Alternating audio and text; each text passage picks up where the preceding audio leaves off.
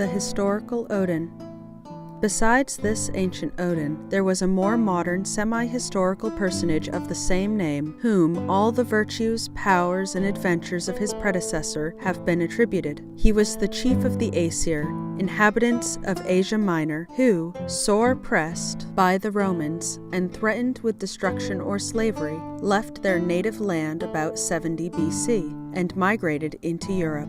This Odin is said to have conquered Russia, Germany, Denmark, Norway, and Sweden, leaving a son on the throne of each conquered country. He also built the town of Odense. He was welcomed in Sweden by Gylfi, the king, who gave him a share of the realm, and allowed him to found the city of Sigtuna, where he built a temple and introduced a new system of worship. Tradition further relates that as his end drew near, the mythical Odin assembled his followers, publicly cut himself 9 times in the breast with his spear, a ceremony called carving Geirrod's, and told them he was about to return to his native land Asgard, his old home, where he would await their coming to share with him a life of feasting, drinking, and fighting.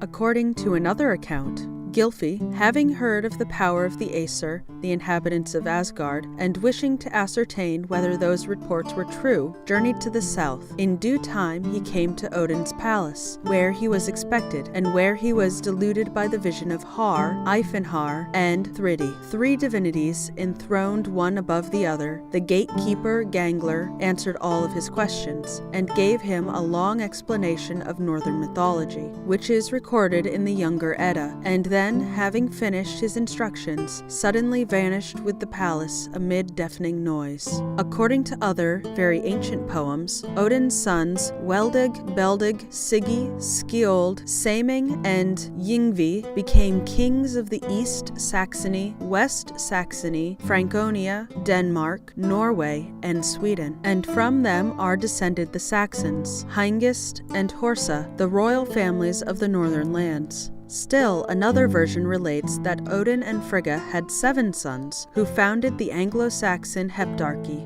In the course of time, this mysterious king was confounded with the Odin whose worship he introduced, and all his deeds were attributed to the god. Odin was worshipped in numerous temples, but especially in the Great Fane at Uppsala, where the most solemn festivals were held and where sacrifices were offered. The victim was generally a horse, but in times of pressing need, human offerings were made, even the king being once offered up to avert a famine. Uppsal's temple, where the north saw Valhall's halls, far imagined here on earth. Viking Tales of the North, R.B. Anderson.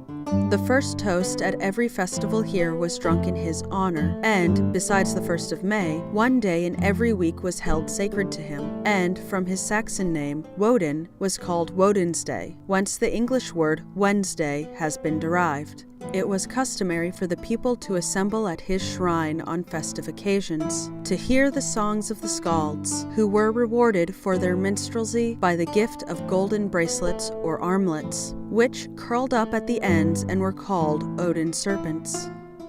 There are but few remains of ancient northern art now extant, and although rude statues of Odin were once quite common, they have all disappeared, as they were made of wood, a perishable substance, which in the hands of the missionaries and especially of Olaf the Saint, the northern iconoclast, was soon reduced to ashes.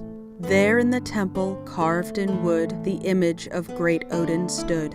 Saga of King Olaf, Longfellow.